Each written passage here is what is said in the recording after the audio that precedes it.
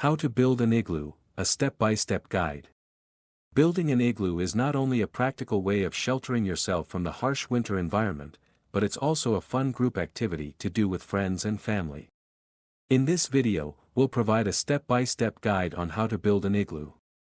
Gather your materials. To build an igloo, you first need to gather materials. This includes snow, preferably the type of snow that can be molded into blocks, like the ones found in the Arctic. You will also need an ice saw or a sturdy knife, and a snow shovel. Choose a suitable location. Choose a location that is level and is located in an area protected from harsh winds. You can dig into a snowbank, a drift, or you can even build up a mound of snow. Make sure the site is away from trees or rocks to avoid avalanches. Begin building the walls. Begin by cutting blocks of snow with the saw or knife. The blocks should be approximately 2 feet long, 1 foot wide, and 6 inches thick.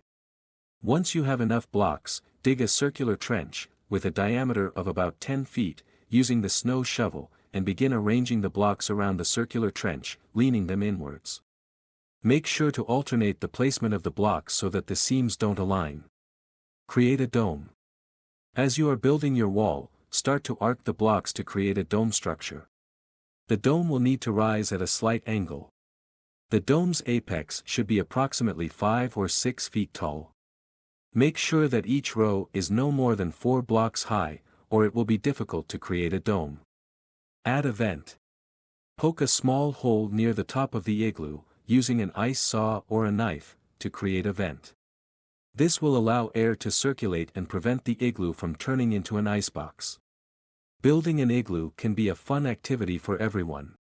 It requires some effort and patience, but once the igloo is built, it provides a warm and cozy shelter. Remember to take breaks, stay hydrated, and be mindful of the winter environment.